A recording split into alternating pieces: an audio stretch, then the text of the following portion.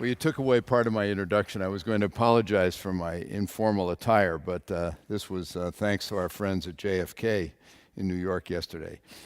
But I also want to thank the organizers of the conference and the leadership of HS Orca for making it possible for me to come here. And I hope I can share some different perspectives with you. So I start out, I hope I'm doing this right here.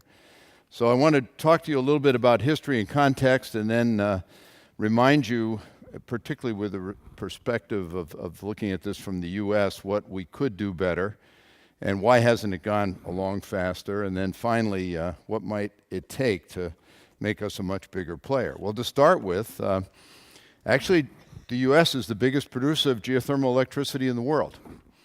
Large known fact that people don't know. I can tell you many American citizens of our 300 million plus probably don't even know that word yet, although let's say the visibility of geothermal has grown a lot in recent years because of geothermal heat pumps in the country for sure, but it's still not the land of renewable energy for sure.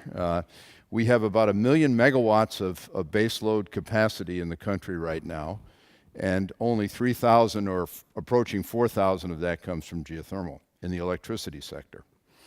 But there's another part to this history that I think is interesting. We were actually one of the inventors of geothermal district heating. In the 1800s, just a few years after the Civil War in Boise, Idaho, the first geothermal district heating plant was put in place. A lot of Americans don't believe that, but it's still running today, and it's been a very reliable, obviously, source of renewable energy for that local region for sure. There are very few other examples, however, in the U.S. because there have been many other options available to us. So what happened? Well, it was perfected in Iceland in the next century completely. And we have a lot to be thankful for in what this country has been able to show, not just in the supplying electricity, but in integrating it together. And I think the words of your former president, President Grimson, have said this well, into a whole clean energy economy where all the pieces are linked together and everybody wins. So from growing food to producing baseload electricity to dealing with heating all the homes in Reykjavik and the surrounding communities, even in more rural things, to running a world-class resort, every aspect of this resource is being put to good use. We need to do this better in the U.S. for sure. So now where is it going? Well, here we are in the 21st century, and China very quickly comes up from being essentially absent from the geothermal field to be the world's largest distributor of geothermal heat, and in a very, very short period of time. There's a strong partnership, obviously you can see it from the lower left there, between China and Iceland, as you might expect, but as we heard from some of the other speakers, there's a lot happening in that part of the world, and there's not slowing it down for sure, and they have to deal with the local pollution problem that they have in cities, which is not carbon dioxide here, it's other emissions, but it's still a very, very real issue. So what could happen? Well, let's take a look at, this is a graph I've shown before, but I don't want to give you too much technical information, but just think about this scale here as being an index of how good the geothermal resource is in terms of what nature has given it. So this is gradient. So the higher that number is, the shallower you have to drill to get to an interesting area. And the other two scales on the horizontal axes represent sort of the quality of what nature has given to you, either in connectivity between the system itself, the reservoir as it's called, or the fluid content, whether it has water or steam in place. So as you might imagine, here's where Iceland is, in the lower right-hand corner.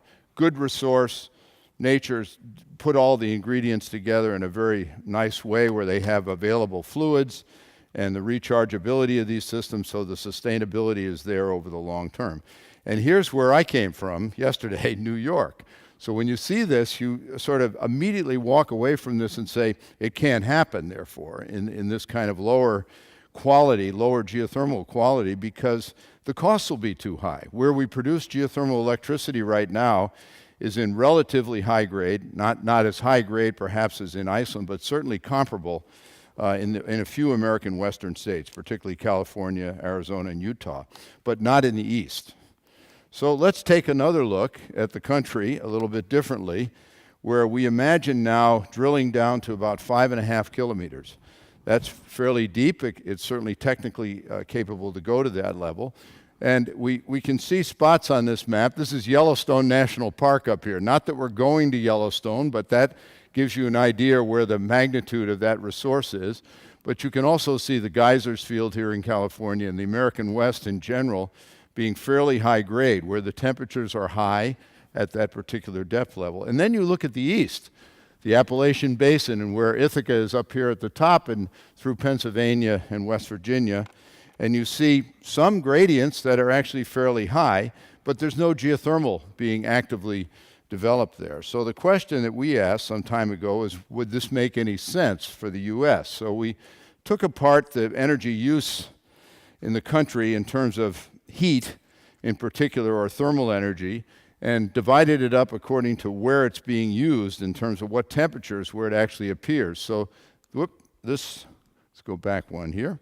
This axis here is a large number. We have 100 of these units per year in consumption. So 100 exajoules, or 100 quads if you are more familiar with that unit. So this space heating bar and water heating bar alone represents 14% of our domestic thermal energy use on a per annum basis. And there are several others in here, again, at lower temperature. This is all below the boiling point of water, or about the boiling point of water. So when you add this all up, you say, well, where does it come from now? And it comes from basically burning two different types of fuel for the majority that are usually delivered to homes individually, natural gas or oil, or in a growing number of homes now using propane. But it's three individual resources which are delivered in a fundamentally different way than district heating. And this often doesn't occur, and when we start to think about transformation, we're going to have to fix this part of it too. It won't just be the transportation system or the electricity system. We're going to have to deal with the non-electric side of it, and Iceland, of course, has done this so well. So this is an example of what might happen. This is an artistic diagram in some sense, but it represents the ability to think more regionally about where district heating might make sense based on demand, based on cost, and based on the quality of the resource. So these different colored bubbles represent areas and regions in New York and Pennsylvania where, with the right sort of ingredients in terms of, let's say, a regulatory structure and other economics, you could envision a pretty widespread use of district heating, district energy. Very different than we have now, for sure. So let me just sum up here with 4 or 5 points. And the first, I gave you some context. You can see this thing we call the thermal spectrum. Certainly we've heard a lot about global climate change and carbon emission and resource depletion and other sustainability issues that we have in countries that are using a lot of fossil resources. We hopefully understand there are some good reasons why geothermal might make sense. One, of course, I'm an engineer, and you like to think about thermodynamic efficiency and other things. When we take fossil fuels, we burn them at 1,000 or more degrees centigrade, and we degrade a fair fraction of that in homes down to basically room temperature. That does not make good sense from a total efficiency point of view.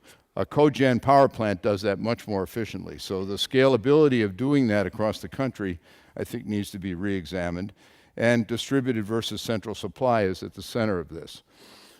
Why has geothermal not been achieved? There are huge economic barriers. The United States has many other options. Unlike Iceland, that really did have to make this transition for the lack of its own fossil fuels on the island itself, we have a different situation. The regulatory climate in the U.S. is not the friendliest for expansion and transformational ideas, and there is a general lack of urgency, unfortunately, for change to a real long-term solution.